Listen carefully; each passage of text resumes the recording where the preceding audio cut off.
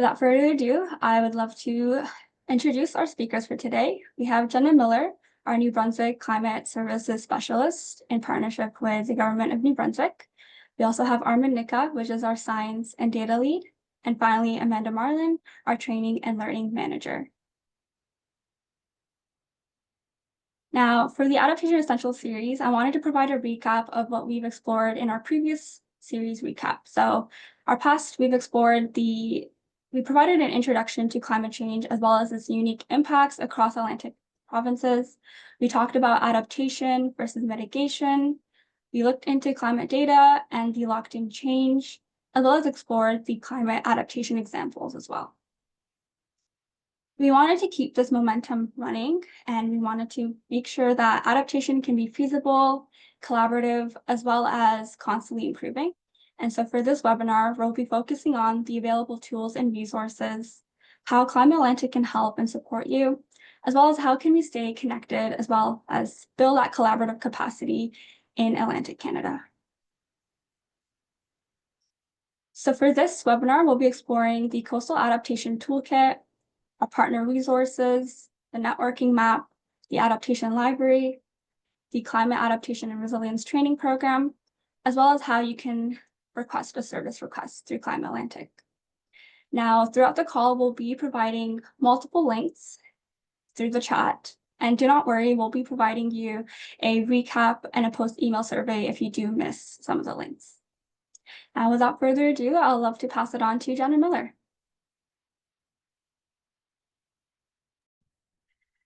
Thank you, Muntaka. Today, I'll start off by talking to you about CLIMAtlantic's Coastal Adaptation Toolkit. It is designed to help both coastal communities and individual coastal property owners in Atlantic Canada to learn about options to adapt to coastal flooding and erosion. The toolkit was funded by the federal government and worked on in partnership with St. Mary's University, the Dalhousie University School of Planning, and CBCL Engineering. The Coastal Adaptation Toolkit includes 2 dynamic online questionnaires. The Coastal Adaptation Tool is designed for coastal communities, and the Property Owner's Coastal Adaptation Tool is a simplified version of that that's designed for individual property owners. The largest difference between these 2 tools is that the community scale tool includes land use planning options that are omitted in the Property Owner's tool. As you go through both of these questionnaires, you will be asked about the coastal environment of a particular site that is experiencing erosion and/or flooding, and how it is being impacted by these things. For instance, is it a cliff that is being eroded by waves, or is it a flat beach that is being flooded during every high tide? There's many different options and questions.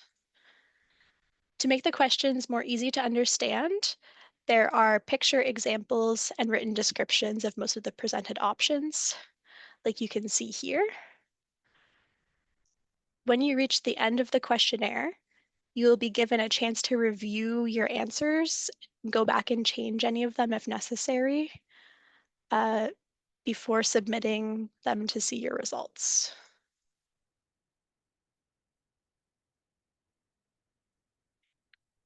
The results of both tools are in the form of a very large table with 27 different engineering and coastal intervention options listed. These include nature-based approaches, managed retreat, and other things as well. Within this large table, they are ranked based on how suitable they are to you from how you answered all of the different questions.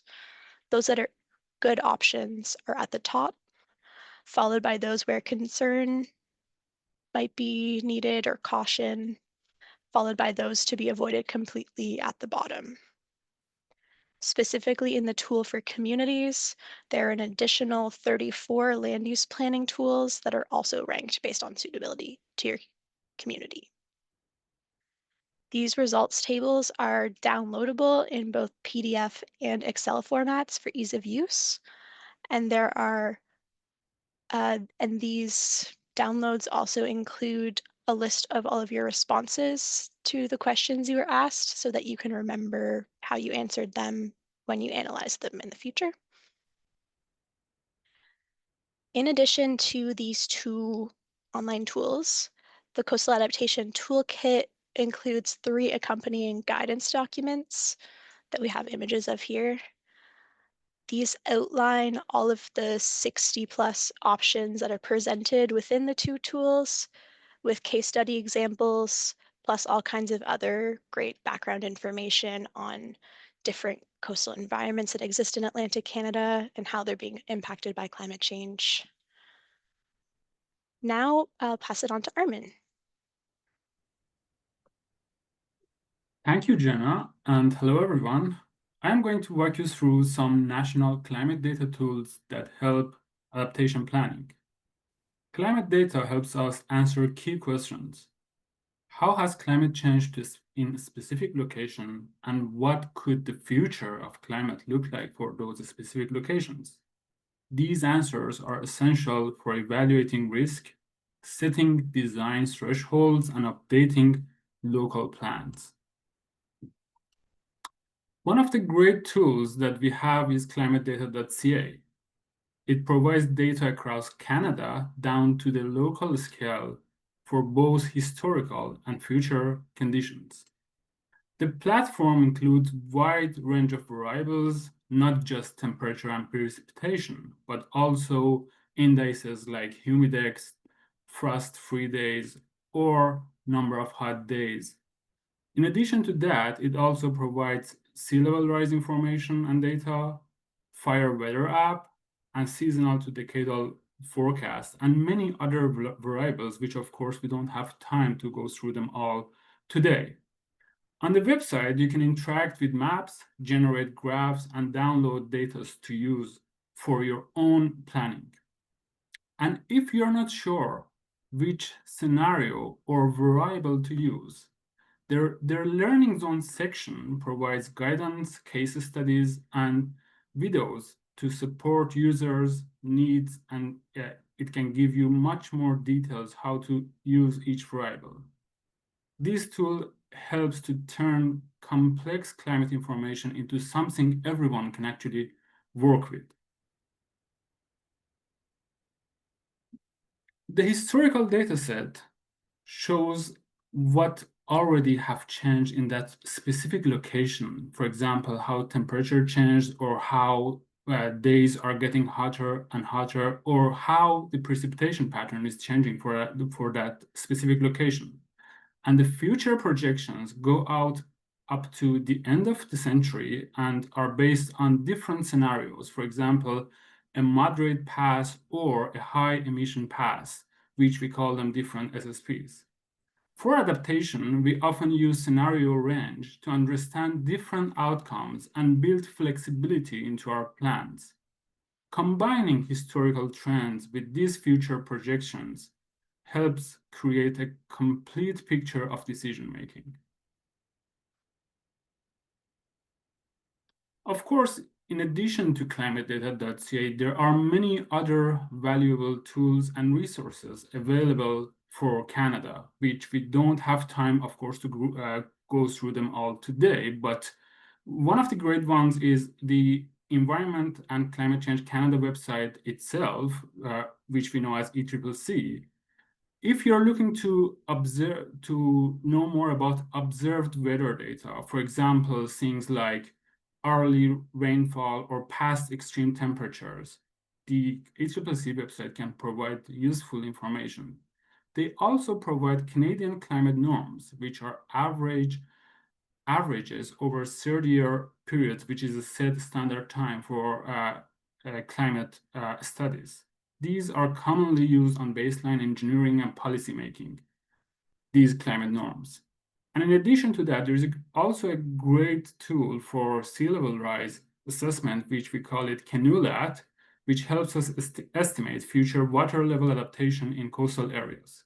Together, all these tools make sure that planners, engineers, community leaders have trusted information to work with. Now I pass it to Anna. Thanks so much, Armin. Good afternoon, everyone. The next tool that we are going to talk about is the networking map. And the networking map is located on CLIMAtlantic's website and is a user-populated database of people or organizations working in climate adaptation in Atlantic Canada. This tool really exists to connect people and organizations to each other and hopefully make it easier to connect with people that are working on similar things or with similar interests as you. So there are two different views of the networking map. Here on this slide, you can see the map view, and then this is what the list view looks like. So those are both available for you to see on the website at the same time. There's also a key that shows different symbology and colors to categorize different individuals and organizations, such as various levels of government or NGOs, whether you work locally or provincially or across Atlantic Canada. So a different sort of symbol or key here for each person or organization on the map. And when you click on a pin on the map, what you'll see is this panel that pops up on the side, and it has the name of the person or the organization. It has a description, contact information, and this information is all user populated. So if you want your information on the networking map and have a particular email address or particular description you want on there, that is all something that you can submit to us, and then we'll be able to add it to the map. So this is all user populated from everyone that wants to be on the map. There's also the opportunity to filter either by view or location, keywords, sectors, languages. So you can view different things by filters. And also on the list view that I showed, you can also search. So if you're looking for a specific organization or search by keyword, there's that opportunity to search as well. So if your work is relevant to climate change adaptation in Atlantic Canada, you can submit your own pin to the map, and the link for that will be put in the chat as well. So feel free to go on there, explore the map, and if you'd like to have your pin added, the form is right there on the same webpage. Next up, I'll talk about the Adaptation Library. And the Adaptation Library is a collection of publicly accessible and searchable climate adaptation documents, tools, and products.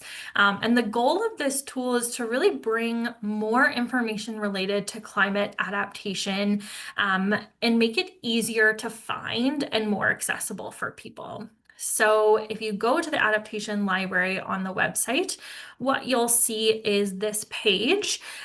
You can see that there is a search bar at the top. So if you're looking for something specific, you can search in there. And we also have a variety of different filter options by climate issue or hazard, by region, by the type of product you're looking for, by date. So you can do a bunch of different filters on the Adaptation Library. And then when you click on a resource on the Adaptation Library, it opens up the resource page. So what that looks like is this. And you'll see a variety of key information, including a description of the resource, the date, the author, different keywords that are associated with it. So that information is all there for each resource. And then on the right-hand side, when you open this in a web page, you'll see the link to the resource to open it in a new tab. So that's what the Adaptation Library pages look like. And if there is something that you know of that you think should be included on the Adaptation Library that isn't already there, there is a form available. The link will be added into the chat as well. And you can submit the resource to us. We'll read through it. We'll sort of categorize it and add keywords and those types of things, and then we'll be able to add it to the library. So that is always an option if you you think of something or you know of something that might be really valuable on the Adaptation Library, we would love to add it there. So next up, I will pass it to Amanda to talk to us about CART. Great, thanks, Anna. All right, so hi, everyone. Great climate adaptation requires communities to have people who are empowered with the skills and knowledge to lead and coordinate adaptation actions. So CLIMAtlantic is supporting this community empowerment and filling a training gap here in Atlantic Canada by delivering the CART program, which stands for Climate Adaptation and Resilience Training. And we have funding from Natural Resources Canada and Government of Nova Scotia to provide CART. It's a comprehensive and foundational program, and it's 12 weeks long, focuses on providing information, practical skills, and time to connect. It includes 6 online modules and short learning assignments. We also do face-to-face virtual check-ins and have training sessions that are done virtually or in person, with hands-on activities, games, peer learning, and networking.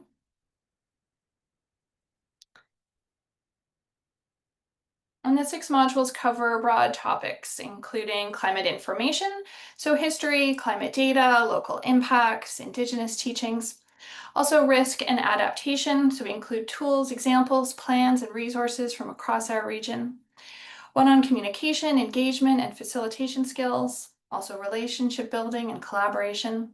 Systems change and process management, and finally, a module on influencing change and navigating adaptation across government levels, including Indigenous government history. The program includes diverse perspectives, Indigenous teachings, and we have equity woven throughout. You'll learn about the social processes involved in adaptation if you choose to take the program. You won't become an expert in any of the module topics, but you will have a really solid foundational understanding of the many different aspects, processes, tools, and roles involved in community adaptation work. You'll learn how to build relationships and work collaboratively to tackle many different complex initiatives. CART provides a really good introduction to making and influencing change.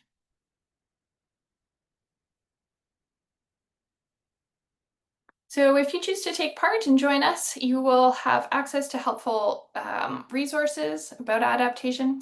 You'll gain practical experience, you'll understand climate adaptation from different perspectives, and you'll learn to think more holistically about climate change. You will build your confidence as you build community at the same time with other participants and experts across our region. You'll also be introduced to the adaptation collaboratives, working groups, and communities of practice that we have across our region and be invited to join them.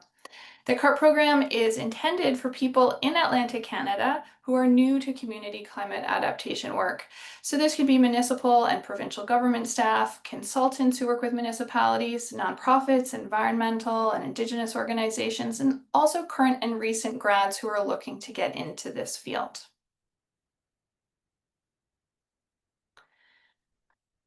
So we offer the program each in English, each fall and winter in each Atlantic province, and we're also going to have our first region-wide French cohort taking place this winter. So applications for this fall's cohort are now closed, but applications for the winter French region-wide cohort continue to be open, and the English winter cohort application period will open later on this fall. The program is free to attend, but spaces are limited, and so if needed, we prioritize those who are currently working with or for municipalities and Indigenous organizations and communities. We'll also have a CART information session coming up in November for even more details. But for now, if you'd like to learn more, we welcome you to visit our website, and that link will be in the chat as well. That'll take you right to the CART site. So thank you very much, and now it's over to Rebecca. Thanks, Amanda. So hello, everybody. I am here today to give you a quick look at our funding opportunities page. So this page on our website, which we'll share a link to in the chat shortly, is designed to help you more easily access funding opportunities that relate specifically to climate change adaptation. There's a lot of different sources and types of funding out there, and it can be really difficult to locate funding for projects that are adaptation-based.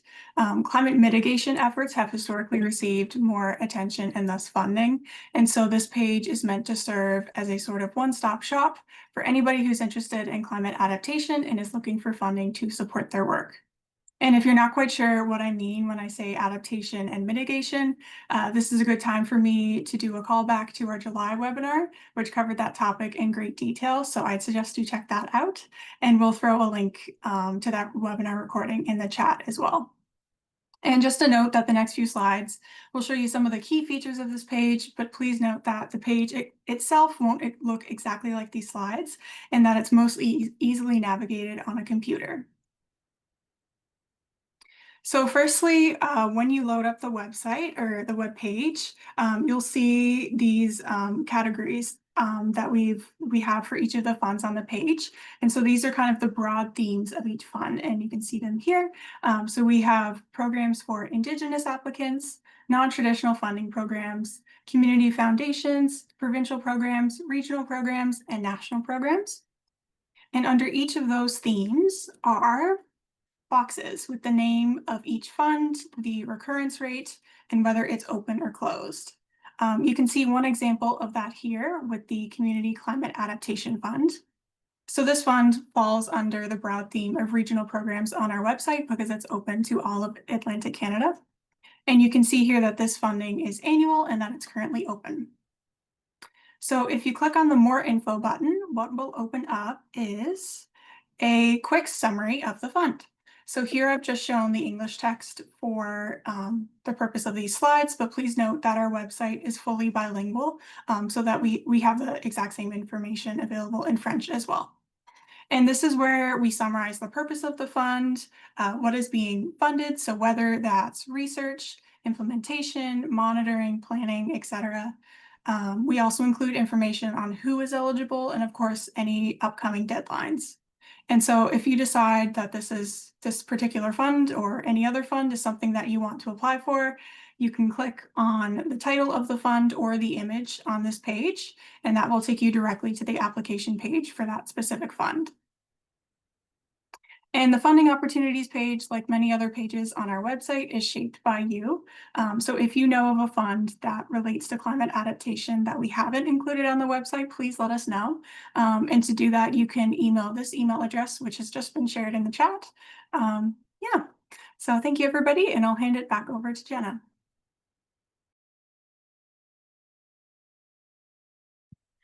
Thank you, Rebecca. Overall, CLIMAtlantic's mission is to provide those in Atlantic Canada with information and support to consider climate change impacts in their decisions. We have a growing team currently of 23 staff members that are spread out across Atlantic Canada, as you can see here.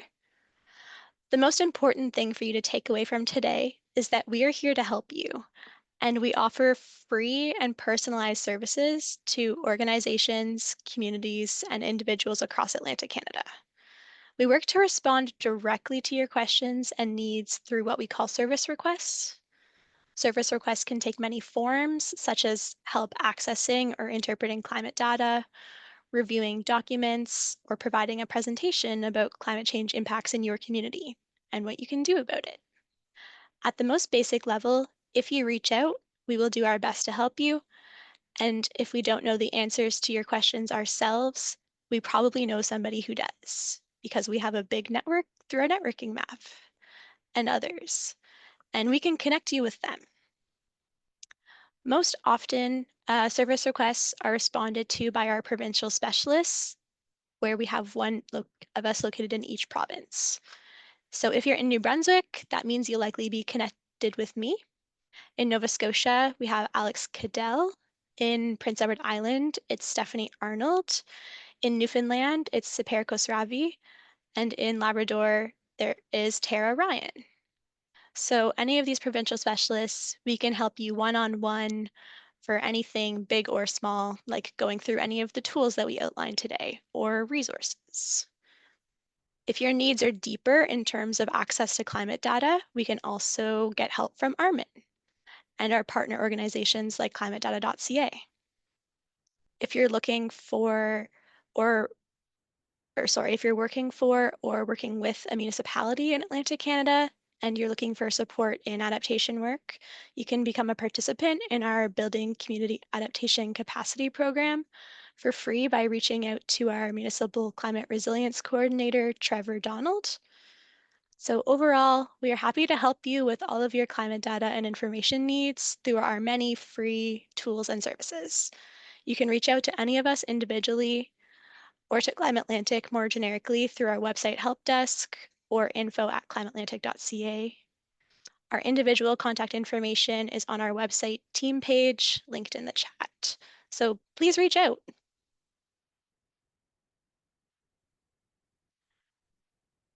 And Nikkhah? Thanks so much, Jenna. Yeah, and I just wanted to reiterate that a lot of our work is not possible with the relationships and connections that we build, and we'd always love to stay connected with everyone. And so there's different avenues to stay connected with CLIMAtlantic, whether that is through our newsletter to stay updated with what we're doing, the latest information on climate change adaptation, or our social media platforms at CLIMAtlantic. We also are reachable through our emails, and our team page has been shared in the chat. And so our emails are available through there for further communication.